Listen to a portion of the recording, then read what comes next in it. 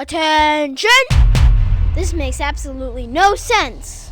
Ladies and gentlemen, this is Zander's Facts. What is going on, everybody? Welcome into the latest edition of the Zander's Facts podcast. I am, of course, the aforementioned Zander. We are rolling with episode 69 of the podcast here on Wednesday, July 6th. Thank you all for listening. And remember, if you like the Zander's Facts podcast, if you think you're going to like the facts on this week's episode, which I promise you will, remember to follow this podcast, download this episode 69, rate the podcast, review the podcast, then go on all your socials, Twitter, Facebook, Instagram, TikTok, Zander's Facts, that's Zander with a Z, and most importantly, remember to tell all your friends, spread the facts, Zander's Facts Podcast, tell all your friends. And also remember to tell your friends about everything else we got going on Zander's Facts, including the YouTube channel, which you should check out because Zander's Facts is releasing all our new episodes on YouTube. You can watch with a nice background, very nice. Check out the YouTube channel. You can check out the link tree, which is linked in this episode's description below, so you can find everything Zander's Facts related, every single link you need, including for Zander's Weekend Facts, which comes out every Sunday morning, and you can sign up to get it in your inbox, including last week's edition, which was about UCLA and USC going to the Big Ten. If you didn't know, we're not going to talk about that this week on the podcast, but I just have to say, you need to go read that, because I kind of rambled a little bit, but I think I got my point across that that is not good for anybody. Nope. Except for the people who are making money, because that's all this is about. But I digress, because you can read what I wrote on Zander's Weekend Facts, which is up, zandersfacts.substack.com. It is linked in this episode's description. Go check that out. But on the podcast this week, episode 69, we are talking about the Supreme Court. Again, and no, you're not listening to last week's edition because we also talked about that last week. Last week, we talked about the Supreme Court and abortion because the Supreme Court had officially overturned Roe v. Wade and therefore the constitutional right for a woman to get an abortion. We're not talking about that this week. That was last week, so if you need to go hear about that, we'll go listen to last week's and episode 62 when I talked about it as well. So go listen to that if you haven't. But this week, we're talking about some other cases that the Supreme Court is dealing with. We've got two cases that I'm going to talk about that have already been decided. One case, which is probably the most important of all of them, which you're like, Zander, please, abortion, very important. But this may be even more important. Seriously? Which has not been decided yet. So we're going to talk about that. So last week, we talked about abortion and how it's no longer constitutionally protected, so that red states across the country have been passing abortion bans and heavy restrictions. We talked about that last week. This week, we are going to look into some other cases that the Supreme Court has been taking up, specifically 3 cases, 2 that's been already decided upon, and 1 that's going to be heard in the fall. And obviously, abortion is a critical issue, but you're going to want to know about these cases too, because they're pretty important. So let's start with the 2 cases that the court decided last week. And the first case that I'm talking about is West Virginia versus the Environmental Protection Agency, the EPA. That lawsuit was filed against the EPA because of the actions they took to regulate greenhouse gas emissions. So the question before the court was whether the EPA had the authority to regulate greenhouse gas emissions as long as it considers the cost, non-air impacts, and energy requirements. So, fast forward, in a 6-3 decision, with the 6 conservative justices forming the majority, not surprising, the court ruled that the EPA did not have the authority to regulate greenhouse gas emissions because it was not given that authority by Congress. And in the majority opinion, Chief Justice John Roberts wrote, quote, "The agency, EPA, must point to clear congressional authorization for the authority it claims," unquote. However, many are arguing that the decision is going to significantly dampen efforts by the federal government to curb the effects of climate change.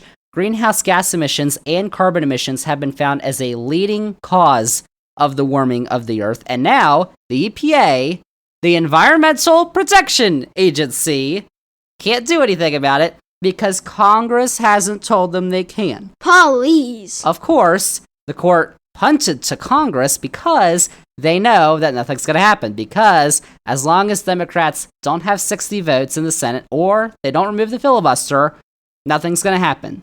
So you can basically add fighting climate change as another significant reason why you should vote this November. Because apparently now we can't fight climate change for the federal government. But I'll get into that in a second, because speaking for the 3 liberal justices, Justice Elena Kagan writes in her dissent, quote, "In short, when it comes to delegations, there are good reasons for Congress within extremely broad limits to get to call the shots. Congress knows about how government works in ways courts don't. More specifically, Congress knows what mix of legislative and administrative action conduces to good policy. Courts should be modest," unquote. Quote, "Today the court is not. Section 111, most naturally read, authorizes EPA to develop the Clean Power Plan. In other words, to decide that generation shifting is the best system of emission reduction for power plants churning out carbon dioxide. Evaluating systems of emission reduction is what EPA does, and nothing in the rest of the Clean Air Act or any other statute suggests that Congress does not mean for the delegation it wrote to go as far as the text says. In rewriting that text, the court substitutes its own ideas about delegations for Congresses, and that means the court substitutes its own ideas about policymaking for Congresses. The court will not allow the Clean Air Act to work as Congress instructed. The court, rather than Congress, will decide how much regulation is too much.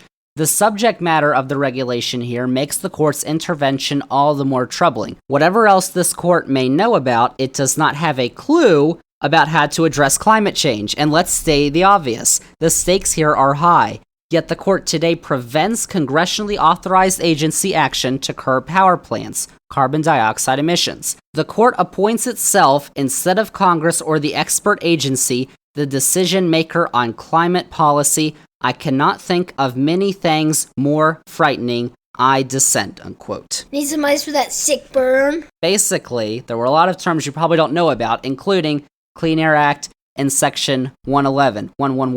Section 111 is a section of the Clean Air Act which passed Congress back in 1963 by an overwhelming majority.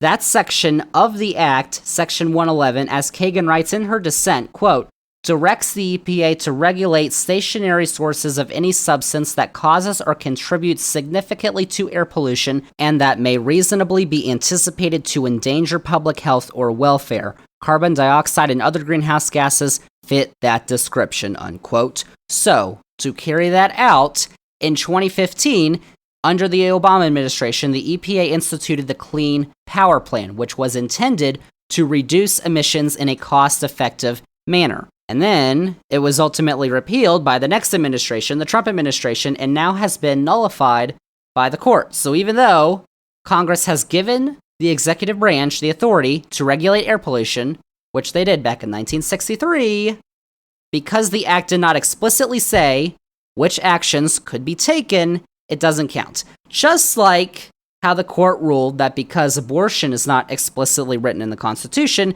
it is not constitutionally protected, even though throughout the history of the United States, we have recognized that rights do not have to be explicitly mentioned to be protected. But in order to stop action on climate change and stop safe abortions, that is the tactic that the Republicans have come up with to use for things they don't want, like efforts to fight climate change, because oh my gosh, how could you? Quit your whining. But more than this, experts are also warning that in both climate action and executive authority, the courts may not be done. What does that mean? The fact that the court stated that Congress must give the executive branch authority to enact decisions that will have economic effects means that other executive branch agencies may have their authority stripped in later cases. And the court apparently is not done with the EPA either, because there's going to be a case that will be heard in the fall, Sackett versus EPA,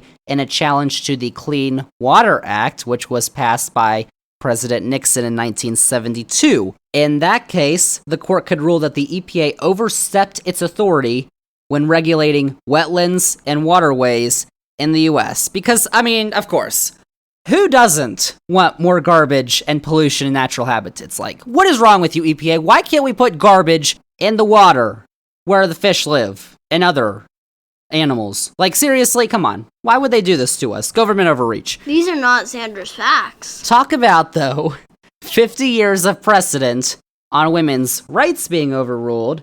The court now wants to overrule 50 years of precedent regarding keeping our environment clean. And this time, it's pretty clear that big oil and fossil fuel companies are deep in the pockets of conservatives, including those on the court. Because you know who doesn't want to keep the environment clean right now? The fossil fuel companies, the big oil companies, because they make a lot of money by polluting the environment. Evil! But in regards to the West Virginia v. EPA decision, Democrats like President Biden disagreed with the decision, surprisingly, with Biden saying it was a, quote, devastating decision, unquote, that, quote, risks damaging our nation's ability to keep our air clean and combat climate change, unquote. However, conservatives, like our guy, Mr. Turtle, Senate Minority Leader Mitch McConnell, applauded the decision. Wow.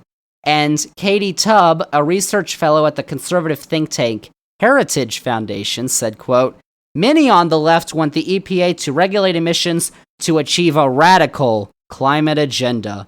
But it matters in this country who makes those decisions. From my perspective, it is important that American representatives are the ones, rather than unelected bureaucrats in the EPA, unquote. Wow. A radical climate agenda. How could the liberal Democrats do this to us? Radical climate agenda? How could there be such a thing? I know, it's terrible. Keeping the air clean, making sure the earth doesn't warm too much, that is pretty radical. Man, that was rough. Ultimately, though, the court did allow the EPA to still regulate carbon emissions coming from power plants, but not by forcing utility companies to shift from coal to renewable energy. Because, you know, shifting from coal to solar, wind, hydro, even nuclear would be better. But no, we can't do that. However, the action the court took is pretty clear. To discredit radical agenda, apparently, Democratic efforts to curb the effects of climate change, while there are still those on the right who do not believe that climate change exists, don't believe the science. You know, same people who don't believe in the COVID vaccines, I guess. So, that's one case I want to talk about, because you're like, Sander, good grief, those people are stupid. Are you stupid? Well, just wait, because the next case involves the court relaxing gun restrictions, because that's what we need right now, more guns. There was another case the court decided 2 weeks ago that involves gun rights. This case, the New York State Rifle and Pistol Association versus Bruin, looked at a New York state law that required individuals seeking a concealed carry permit to provide a special need for self-protection. So basically, you couldn't just get a concealed carry permit, you had to provide a legitimate reason for why you need one for self-protection. So basically, the question that was before the court was, does New York's law requiring that applicants for unrestricted concealed carry licenses demonstrate a special need for self-defense violate the Second Amendment? Well, apparently, in yet another 6-3 decision, you know where this is going, the 6 conservatives formed the majority, the court ruled that the New York law was unconstitutional because it did violate the Second Amendment. In the majority opinion, Justice Clarence Thomas writes, quote, the Second and 14th Amendments protect an individual's right to carry a handgun for self-defense outside the home, unquote. He also writes, quote, the constitutional right to bear arms in public for self-defense is not a second-class right, subject to an entirely different body of rules than the other Bill of Rights guarantees. We know of no other constitutional right that an individual may exercise only after demonstrating to government officers some special need, unquote. Wow, so ultimately, the decision overturns a law that has been in effect in some capacity in the state of New York since 1905, over 100 years. Thomas argues about the constitutional right to bear arms in public for self-defense, but where exactly in the Constitution does it say that? Because once again, I will read you the Second Amendment, as I have done many times on this podcast. It's not very long.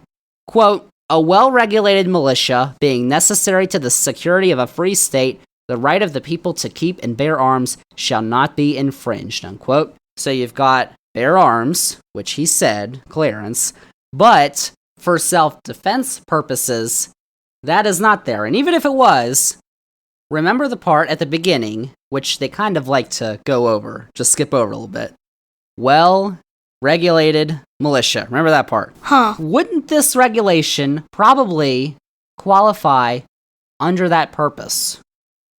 It's so interesting to me how the court interprets self-defense in this case, but does not interpret abortion under the right to privacy or equal protection, or apparently the right to regulate climate, even though those aren't explicitly stated either, just like self-defense. But they do think, oh my gosh. So, in fact, Thomas's opinion only mentions well-regulated militia once, and that is to argue against a dissent in the D.C. v. Heller case that overturned a D.C. ban on handguns in 2008, the District of Columbia. That case was a 5-4 decision, with, of course, the conservatives making the majority. The liberals formed the minority back in 2008. But let's give him credit, Thomas, because he also mentions the 14th Amendment. Let's see if self-defense is mentioned there. Now, the 14th Amendment is a lot longer, but I am going to read it to you. It's got 5 sections, which I will read to you. Story time! Section 1, quote, all persons born or naturalized in the United States and subject to the jurisdiction thereof are citizens of the United States and of the state wherein they reside.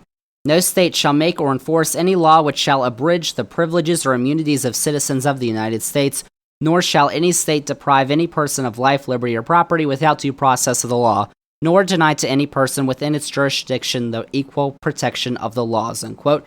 Section 2, quote, representatives shall be apportioned among the several states according to their respective numbers, counting the whole number of persons in each state, excluding Indians not taxed, but when the right to vote at any election for the choice of electors for President and Vice President of the United States, representatives in Congress, the executive and judicial officers of a state, or the members of the legislature thereof, is denied to any of the male inhabitants of such state being 21 years of age and citizens of the United States, or in any way abridged except for participation in rebellion or other crime, the basis of representation therein shall be reduced in the proportion which the number of such male citizens shall bear to the whole number of male citizens 21 years of age in such state, unquote.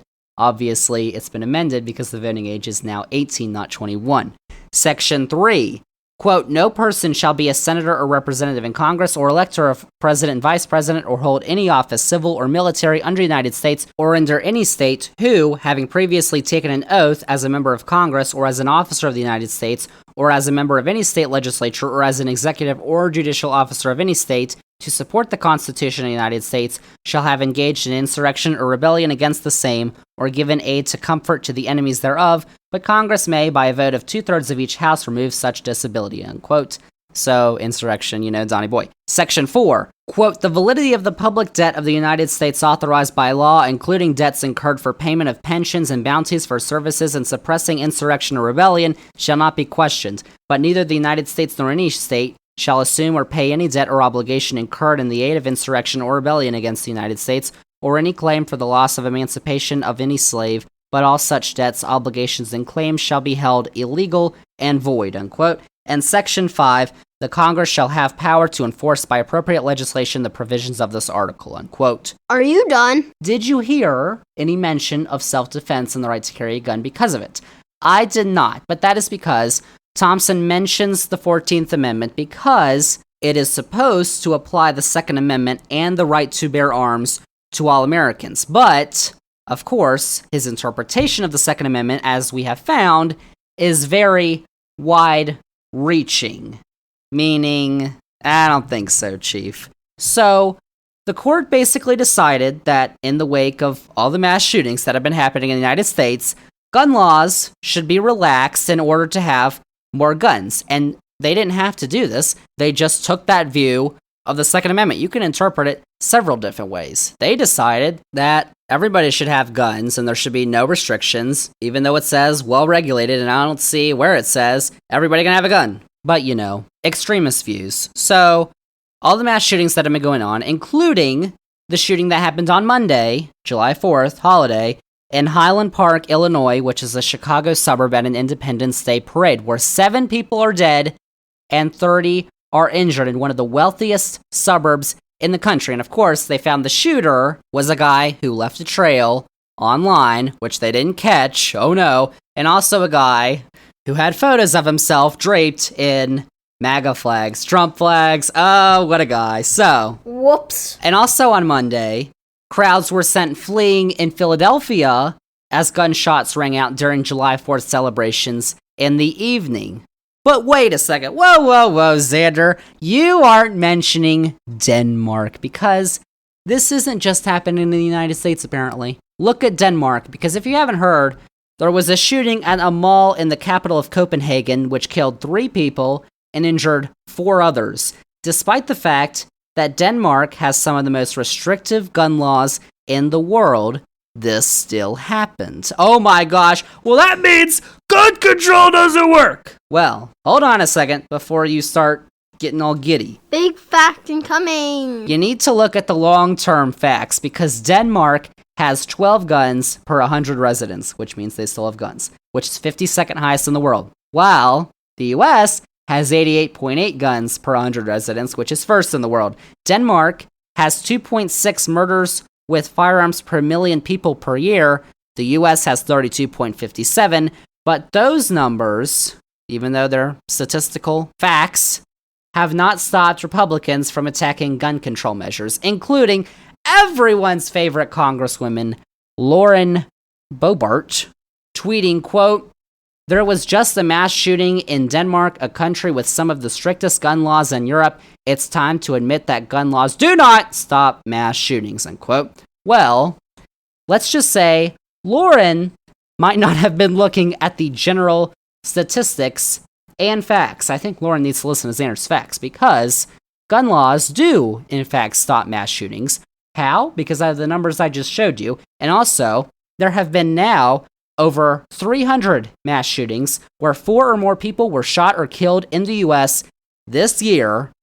We're in July, and that was the only one that has happened in Denmark this year. So over 300 to 1. And Denmark's population is very small. So when we look in regards to population, the US has 3.964 gun violence deaths per 100,000 people. So this takes into differences of population into account. Denmark sits at 0.141, which is a lot smaller. Last year, there were 39 murders in Denmark, the entire country, about 5.5 million people. But in the state of Colorado, where Boebert is from, which has about the same population, there were 364. And Denmark's population is actually slightly higher. So Too many facts. the stupidity continues. And I guess that the only mistake that Denmark made was that there actually were guns in the country. So their gun laws apparently didn't go far enough. We'll see what happens there. But it is clear, as of the numbers I just showed you, but it happened in Denmark! No, I just told you. While gun deaths still occur in countries like Denmark, they are not even close when taking in population differences into account even than the US. And yet, the Supreme Court has ruled that we should have more guns because they have incorrectly interpreted the Second Amendment to prohibiting restrictions on guns. Where I don't think it says that. I think it actually says the opposite, well regulated, but you know. Oh my gosh, freedoms! The fact is, if this is how the Supreme Court interprets the Constitution, then congressional action and voting for Democrats against those crazy nut jobs may not be enough, because it is clear that the conservative justices on the court who are voting for this stuff are literally endangering people in this country. And this isn't the only instance I can point to. Remember that the Supreme Court is now allowing states to criminalize abortion, which will endanger many women across the country, and is now allowing big oil companies to pollute as much as they wish, damaging our health and future. But also, in another case that was decided very recently, where the Supreme Court declined to hear a religious liberty challenge to New York's COVID-19 vaccine mandate, Justice Clarence Thomas wrote in a dissenting opinion that, quote, "They object on religious grounds to all available COVID-19 vaccines because they were developed using cell lines derived from aborted children, unquote. What? I am not making that up. He actually wrote that. And just, if you were curious, that is not true. It actually came from a Supreme Court justice in an official dissent. Like, whoa. That same justice, who, by the way, is married to someone who pressured Trump officials to overturn the results of the 2020 election, which we know because the January 6th committee has their text messages. And yet, I have another example of why the court needs to be constrained. You heard about all of those, but now here's the big one. This is the one that I was talking about that we are now getting to. Here we go. Oh my gosh, this one blows the other ones out of the water. No, the biggest threat to the country as a whole may be in a case that hasn't even been heard yet. And no, I am not talking about Clarence Thomas's attacks on contraceptives, even though the court could be poised to restrict Plan B and birth control, just so you know. We talked about that previous podcast. No, the case I'm talking about is Moore v. Harper, which you probably haven't heard of. It's a suit brought by Republicans in the North Carolina General Assembly. So in 2021, the General Assembly approved a new congressional districts map based on the data they received from the 2020 census. However, some North Carolina voters sued because they said that the map was a partisan gerrymander in favor of Republicans that violated the state constitution. Now, the North Carolina Supreme Court ultimately ruled that it was a partisan gerrymander, and they ordered the lower trial court to draw a new map, which they did. That case was decided on February 14th of this year, but Republican state legislators in North Carolina filed an emergency appeal with the U.S. Supreme Court on February 22nd, asking the court to halt the North Carolina Supreme Court's order until the Supreme Court of the United States was able to review the case. That request was ultimately denied, but a petition for a writ of certiorari in the case was filed on March 17th by Timothy Moore, the Speaker of the North Carolina House of Representatives. Now, basically, a writ of certiorari is basically a petition for the court to review a case. So basically a petition, but a fancy word. Fact nugget. But the Supreme Court then granted that review late last month, and it will be heard before the court this fall. The question that the court will be answering is, quote, whether a state's judicial branch may nullify the regulations governing the manner of holding elections for senators and representatives prescribed by the legislature thereof, and replace them with regulations of the state's own devising based on vague state constitutional provisions purportedly vesting the state judiciary with power to prescribe whatever rules it deems appropriate to ensure a fair or free election, unquote. So the Republicans in North Carolina say that only the legislature, the state legislature, is able to alter redistricting plans, not the state Supreme Court. And this argument comes from a legal theory, which you should probably know about. It is known as the independent state legislature theory. You should know about it because it's kind of crazy. This theory gives state legislatures total authority to set the rules for federal elections with no restrictions or supervision from the state courts or state constitutions. Now, advocates for this theory point to the election clause in Article 1 of the Constitution, which states, quote, the times, places, and manner of holding elections for senators and representatives shall be prescribed in each state by the legislature thereof, unquote. Oh, it said the word legislature. So, What do you say? the independent state legislature theory is not new, however, because it was first cited in a concurring opinion by 3 Supreme Court conservative justices in the 2000 Bush v. Gore case, which, if you didn't know, basically gave the 2000 presidential election to George W. Bush before recounts were finished in Florida, and it was also used as an excuse for those attempting to overturn, you guessed it, the 2020 presidential election in favor of Donnie Boy. Advocates for the former president were seeking for state legislatures such as those in Georgia and Arizona, which, if you didn't know, Trump lost in those states, to decertify the state's electors and implement a slate of alternate electors that would vote for Trump instead of Biden in the Electoral College. And among those who were advocating for that practice was Ginny Thomas, the wife of Supreme Court Justice Clarence Thomas. And Thomas was one of those 3 conservative Supreme Court justices in the 2000 Bush v. Gore case that cited the independent state legislature theory. Oh my gosh. So now, 2022, Republicans hope it will be accepted by the Supreme Court so that they can potentially institute wild partisan gerrymanders in order to implement their rule in state legislatures and in the House of Representatives for decades to come, even if they no longer receive the majority of votes. Like in North Carolina, Trump barely won that state by about 1%, but the map that Republicans in the state legislature approved would have given them basically 10 of the 14 House seats in North Carolina, which is not very close to where North Carolina is politically. However, Republicans also hope that it will give legislatures the power to select their own slate of electors to send to the Electoral College vote, meaning Republican legislatures could appoint Republican electors even if a Democrat won the state in a presidential election. Because, yeah, does that sound like democracy to you? I don't think so. I don't think so. Using this theory, though, Republicans could also stop governors, Democrats and Republicans, from vetoing election bills or state courts from blocking bills that could set up different voting hours in urban and rural precincts. Because, don't you think that if Republicans could limit the number of hours that polling places in urban blue areas could be open, don't you think they'd do that? Because, yeah, it wouldn't be fair. But who cares, man? Who?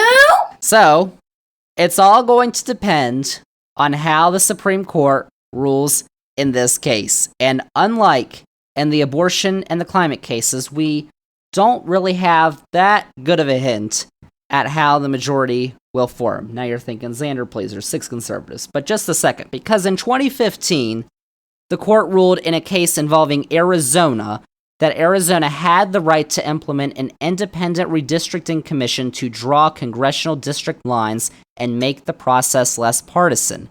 The majority opinion of that case was written by Justice Ruth Bader Ginsburg. She wrote in that case, quote, "The Elections Clause permits the people of Arizona to provide for redistricting by independent commission. The history and purpose of the clause weigh heavily against precluding the people of Arizona from creating a commission operating independently of the state legislature to establish congressional districts.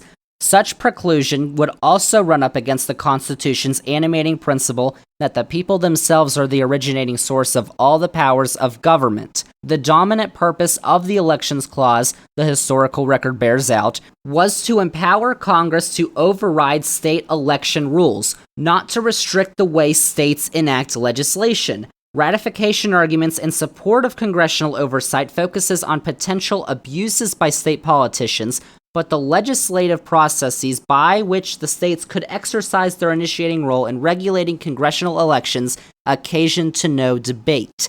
There is no suggestion that the Election Clause, by specifying the legislature thereof, required assignment of congressional redistricting authority to the state's representative body," unquote.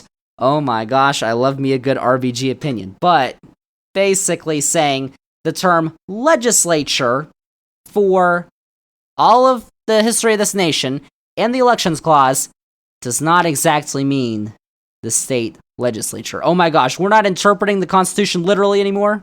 Kind of changes. So, there was also a case, though, in 2019 that asked the Supreme Court to intervene to stop a partisan gerrymander in a state. And the court, in a 5-4 decision, declined to do so because they said that federal courts did not have the authority to handle claims of illegal partisan gerrymandering, but that the state courts did have that authority. That was the majority opinion that was written by Chief Justice John Roberts.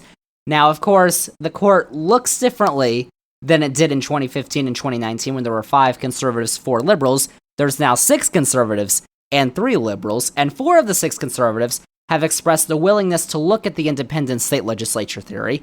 Those justices, Samuel Alito, Clarence Thomas, Neil Gorsuch, and Brett Kavanaugh. And it doesn't appear likely that Chief Justice John Roberts is going to backtrack from his 2019 opinion and go forward with any of these conservatives, which leaves the likely swing vote as Justice Amy Coney Barrett. Uh-oh. Oh no. Well, I guess you're right. I guess this is over. Handmaid's Tale girl. We'll see about that. But yeah, that's basically where we are right now. And I probably don't need to tell you what's going to happen if the court decided to rule in favor of the North Carolina Republicans. But I'm going to anyway, because some of you may not know. It would be an absolute disaster. Chill out. For American democracy. We're not just talking about overturning 50 years of precedent in regards to abortion or climate. We're talking about overturning precedents ever since this nation was founded. Because as Ruth Bader Ginsburg said in her 2015 opinion, it has never been found by the nation's highest court that the Elections Clause of Article 1 of the Constitution specifically requires only state legislatures to enact federal election laws. Since the birth of this nation, that clause, that article, has never been interpreted in that way. But, I mean, if it can help the Republicans out, I mean, I'm sure they could do that. I mean, if the Republicans need to get their way, then I guess they'll interpret it the way that they please. So, now, they want a literal reading of the Constitution. Legislature can be defined many different ways, but they're going to define it that way. Like, there's no mention of abortion. They read that literally. But there also isn't any mention of self-defense in public regarding guns. But they interpreted it that way.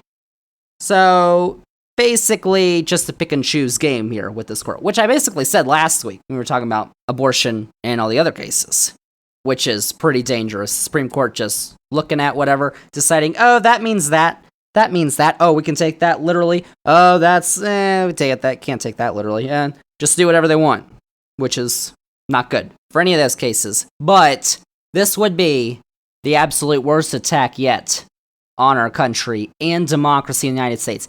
Zander, please be quiet. You're just fear-mongering. You have no clue. Stinger. I do have a clue, because I did the research and I have all the facts. This would allow state legislatures, which have already been found in many states to be heavily gerrymandered, to have sole authority over how federal elections are held in states, and could allow these state legislatures to appoint electors for the candidate of their choosing, no matter if they have won the most votes in a state or not. Now, I don't know if you know this or not, but that is literally the definition of anti-democratic. That is the definition of against democracy. The ability to go against the will of the people is not democracy. It is, however, much closer to the Republicans' ultimate goal, which we have talked about on this podcast, of theocracy. That's blasphemous. Which is not a democracy. So, no offense to those other cases, because they are obviously very important. And I've talked about them a bunch on this podcast, including just a few minutes ago. But this one should have your full attention for a reason, because it could literally mean the end of free and fair elections in the United States of America as we know it. Now, I guess the Supreme Court could surprise us and be like, oh no, just kidding, we're not going to do that.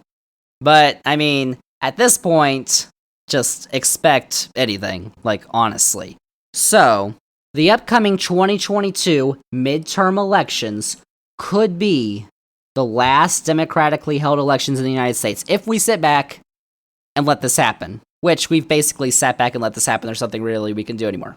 Which is why, as you know by now, and you probably hate me for saying it, Zander, shut up. I'm not going to. But you gotta vote this year if you are a U.S. citizen, and you will be at least 18 years of age on Election Day, which is November 8th, 2022. Zander, you've already told me this. I don't need to hear it anymore. I know, but it's very important that you actually listen to Zander for once, because I got a lot of facts. But also, we've got one party that is literally attempting, in plain sight, as I have just described, if you need an example, rewind the podcast a couple minutes, to be able to overturn the results of elections that don't go their way. Because they refuse to budge from their far-right, unpopular positions that are losing support from the American electorate. You think that banning abortions in states is popular? Not really. Even in states where they're doing it. Do you think that getting rid of contraceptives, birth control is popular? No. Do you think that stopping the EPA from stopping big oil companies from polluting all they want is popular? No. Like, none of these things that they're doing are popular. That's facts. But they know that, which is why they're doing this. And I think you know which party I'm talking about. So, this podcast comes out on July 6th. I said Election Day is November 8th.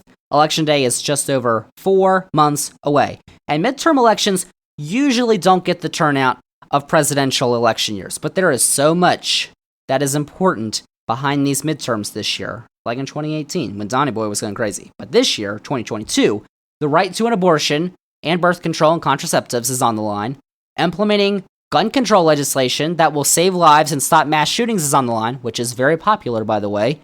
Many things are on the line, but the most important may be free and fair elections. If you actually care about democracy, you would care about these midterms. There are many members of one party who don't want them anymore, and they can only be stopped by losing at the ballot box, which then they'll say, oh my gosh, it was fraud, stolen, I actually won, even though they didn't. Sore losers, liars, sorry, your moms didn't love you growing up. And I'm not just talking about congressional elections, which are very important, but also state elections for governor and state legislatures, because there are 36 governor seats that are up for election this year, and the only states that are not holding state legislature elections are 4: Louisiana, Mississippi, New Jersey, and Virginia. Although, actually, Virginia may.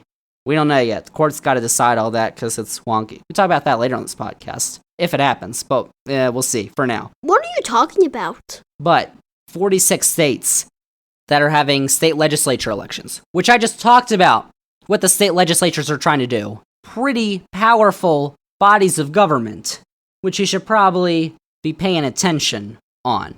But let me just say, we are going to go much further in depth in the biggest elections of the midterms over the next 4 months on this podcast and on Zander's Weekend Facts, which you should sign up for. Link in the episode description.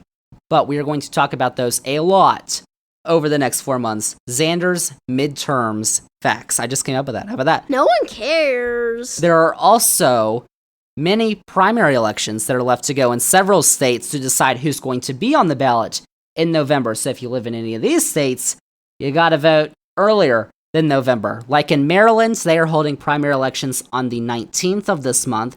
Arizona, Kansas, Michigan, Montana, and Washington are holding elections on August 2nd, and then 2 days later on the 4th, Tennessee, and then Connecticut, Minnesota, Vermont, and Wisconsin on August 9th, Hawaii on August 13th, Alaska and Wyoming on August 16th. You got Florida, and then House races in New York on August 23rd, Massachusetts on September 6th, and Delaware, New Hampshire, and Rhode Island on September 13th. So we got primary elections too, even before the general election in November. So, basically, to wrap up my tirade, the Supreme Court is bad. Which you know already. I mean, I would wager a large amount that the majority of Americans do not want their state legislatures to be the sole authority on federal election law. Like, we're talking about getting rid of checks and balances. You ever heard of checks and balances? It's pretty fundamental if you've ever taken a civics class. We have checks and balances over the 3 branches of government. They check each other to balance each other out. The executive branch, which has the president or the governor, the legislative branch, which has Congress or your state legislature, and then the judicial branch, which has the Supreme Court or your state courts. It's a fact. Clearly, the Supreme Court thinks that they are very much up and above the other 2 branches, which is not how checks and balances work. You are balanced because you check each other. And all that is why it is important for Democrats to pass the voting rights bills that they have stalled in the Senate, which we have detailed in depth on this podcast. It was like last year, I think we talked about that. You should go back and listen to that. Shameless bug. Probably a lot of facts on there, like on this podcast. But they can't get them passed because there's 2 Democrats who don't want to get rid of the filibuster. They don't have 60 votes because the Republicans ain't gonna vote for them. So they can get passed if more Democrats get voted into the Senate later this year, like on November 8th, the midterms. Now, I know Zander, I'm so tired. I don't want to vote anymore, please. I know the arguments. Democrats don't do anything, so why should we vote for them? Which is actually a popular sentiment, I would say, among many progressives and those firmly on the left. And I get it. Because let me just tell you something. Democrats, the Democratic Party is not the greatest thing ever. Like, we can all agree on that. Like, seriously, I do wish, which I have expressed the sentiment on my podcast, that we had a system that allowed for many parties, like in Europe. I think the two-party system is what has gotten us here. It's terrible. And we need to get rid of it, like, as fast as possible. So we can vote for parties like, the Zander's Facts Party. Oh my gosh. Oh, yay. I should start my own party. The Zander's Facts Party. Only facts. That's our platform. All facts. And everybody will vote for us. Write us in. Don't write in, though, this year, because you kind of have to vote for someone like that takes away votes. Don't do that. Unless you're going to vote for a Republican, then you can write in Zander's Facts. But otherwise, like, don't do it this year. But we got to start the Zander's Facts Party movement. Like, seriously, Zander's Facts should be its own party. But for the time being, we have to deal with what we have, and that means making a choice between a Democrat who probably wants free and fair elections and a Republican who, maybe not, but probably doesn't want free and fair elections and would love it if the Supreme Court ruled in favor of the North Carolina Republicans in that case. And the sentiment that both are just as bad, both are terrible, which is kind of true, but that's what brought us 2016 and has put us into this mess. Like, honestly, do you think that in 2016, if Hillary Clinton was elected, we would be talking about the overturning of Roe v. Wade and the end of free and fair elections right now? Probably not, because Hillary Clinton would have appointed those 3 Supreme Court justices, not Donnie Boy, which has gotten us into this mess in the first place. It's the truth. And Democrats appeared to learn from their mistakes in 2016, in 2018, and 2020, but a bunch of Democrats, a bunch of people who would vote Democrat, are now tuning out after Donnie Boy. But listen, people, Donnie Boy, Trumpety Boy, is not gone yet. He hasn't been charged yet for the insurrection, although, I mean, we'll see. And he's reportedly planning on launching his next campaign for president later this summer, which hopefully energizes the Democrats. But now is not the time to get complacent, because it is the time to exercise our rights as Americans and actually vote for people who want democracy. Oh my gosh. Wouldn't that be such a radical idea? The liberal, radical climate agenda. Isn't it terrible? So the only chance to stop the backward slide put in place by the Supreme Court is by voting in November. Make sure you got all your plans all ready to go and vote for the Zander's Facts Party. Even though maybe not this year, but next time, vote for the Zander's Facts Party, because that's going to be a thing. Hopefully, we'll see. Debatable. Zander's Facts Party and podcast, but that is basically what I've got on the Supreme Court. A lot to talk about with them, because they're doing some wild stuff, which you probably just learned about now, but hopefully now you know, and now you're like, bro, which is why you gotta share the facts with all your friends, because all your friends gotta know too. Like, you know what I'm saying? But that's what I got for episode 69 Nice. of the podcast. Thank you all for listening, and remember, if you liked all the facts on episode 69 of the podcast, remember to click the follow button on this podcast, download this episode 69, rate the podcast, and review the podcast. Then go on all your socials, Twitter, Facebook, Instagram, TikTok. Zander's Facts is on there too, just like you. Go like, follow, heart, whatever. Zander's Facts, that's Zander with a Z. And most importantly, remember to tell all your friends, spread the facts! Zander's Facts Podcast. All the facts that we had this week. A bunch of them. And also, you can tell all your friends to check out Zander's Facts YouTube channel, because that is also where this episode is being uploaded on Wednesday, July 6th. Check that out. Remember to check out the Zander's Facts link tree. It's got all the Zander's Facts you need, including the link for Zander's Weekend Facts, new edition of Zander's Weekend Facts, which is coming out this Sunday morning and every Sunday morning. And it can go right to your inbox if you sign up your email. Oh my gosh, you gotta go do that. It's free. Check out Zander's Weekend Facts. Check out all the facts. because there's a ton of facts out there. You just got to find them. So there you go. That is episode 69 of the podcast. Next week, we will be having our 70th episode of the podcast, and we're going to be talking about some football. Not what's going on the field, though, but what's going on off the field, because the NFL is dealing with a couple troublemakers, and we're going to talk about them next week. If you know anything about what I'm talking about, you know that you're going to want to turn in to learn about all the facts that's going on with the NFL off the field. Some bad stuff. We're going to be talking about that next week on episode 70. But that is it. That is a wrap on episode 69 of the Zander's Facts podcast. Thank you all for listening, and we'll see y'all with episode 70 next week.